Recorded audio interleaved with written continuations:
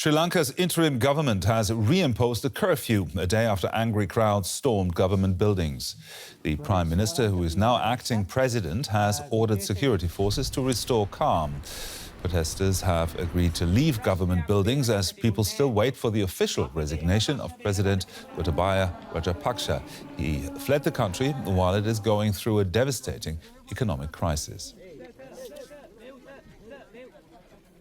And we are now joined by Oliver Meyer, who is the South Asia correspondent for German public broadcaster ARD. He is in Colombo, the Sri Lankan capital. Oliver, how is the situation in the capital right now? It looks quite peaceful. Yeah, well, it's certainly way more calm today. Before there was a hectic day yesterday. People were protesting in front of the office of the Prime Minister. The police used tear gas yesterday evening. We were at the Parliament. Also lots of tear gas coming from the police, lots of wounded people. And today I just talked to protesters. They said it's like the quiet before the storm. I mean, the situation is still that the president hasn't really resigned. The Prime Minister has taken over as an acting president, and people are still very, very mad, and they demand a resignation right away. That's what they want, and they say they have to gather their strength now for the next upcoming demonstration if the president and the Prime Minister don't resign in the upcoming days. But the Prime Minister said that he will resign. So what's the hold-up? Where is the president now, and when can we expect the formal resignation? Yeah, lots of questions where I don't have definite answers to. The fact is that President Gotabaya Rajapaksha flew to the Maldives yesterday, which is not his final destination, as sources say. His final destinations may either be Singapore or Saudi Arabia. That's probably where he's heading to. And he said before he hasn't reached his final destination, he will not resign. And that's what makes protesters so angry. And pretty much the same is for Prime Minister Harini Amarasuriya. He said he's going to resign when a new government is being built. And that's probably going to be next Wednesday. But it's also a thing that people are not very sure about here. And he also might be running as a president as well, which people do not want at all. The people want to see both Gotabaya Rajapaksha and Ranil Wickremesinghe gone, and that right away, actually. Now, there are shortages of fuel, food and medicine, among other necessities. How are ordinary Sri Lankans coping? Very, very tough for all of these people. We talked to many of these people. For example, just a few days ago, we talked to a guy who has been standing with his tuk-tuk in front of a line of a fuel station for 7 days and 7 nights. He hasn't really left the queue, slept in his tuk-tuk. And it's really rough for him and his family, because his family is home, his wife is sick, he can hardly provide any medicine, he has no fuel to drive her to the hospital, and everyone is just pretty much struggling to survive. They cannot buy food because food has gotten really expensive, medicine is not there, fuel, as I already mentioned, is not there. So pretty much everyone, especially the poorest, are really struggling right now in this country. Oliver Meyer there, reporting from Colombo. Thank you very much, Oliver.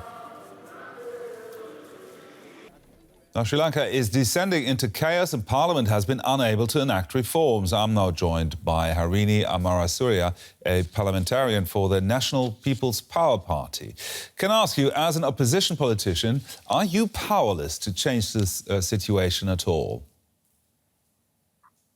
No, we hope not. Tomorrow Parliament is convened, and when Parliament is convened, we hope to move ahead with the appointment of a president, as agreed at the party leaders meeting that was convened by the Speaker of the Parliament several days ago, that on the 20th of this month, Parliament will elect a new president.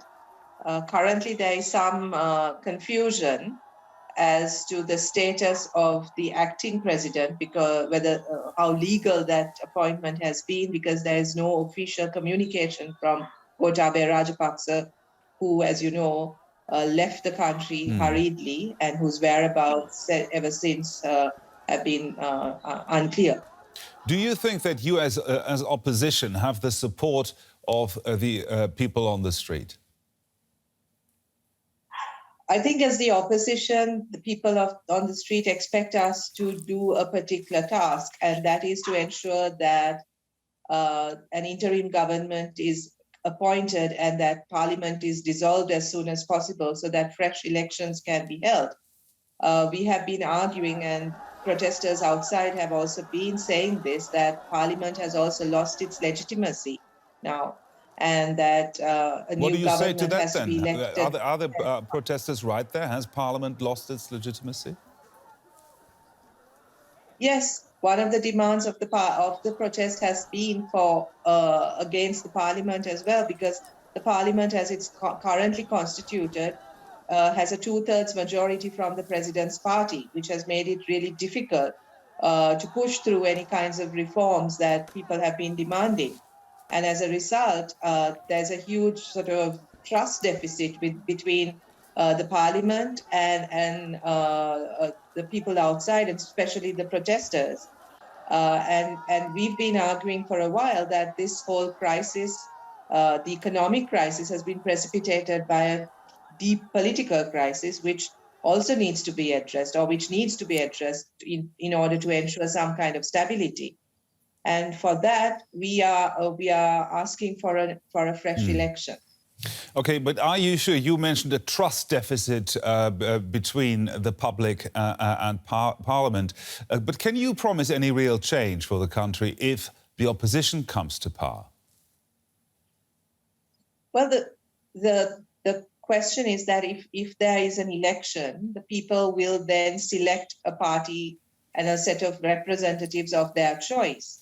And there will be a period that will be given to that new government, to that new administration, to make the kinds of interventions or to bring about the necessary reforms. So that building of confidence and that trust that will come with a new government, we think is essential. We are not predicting who that new government will be, but we think that an election will give a fresh start for a government and a new beginning for the people also to be able to move forward with some kind of reforms. Harini Amarasuriya there, a parliamentarian from Sri Lanka. Thank you very much for your time. You're welcome.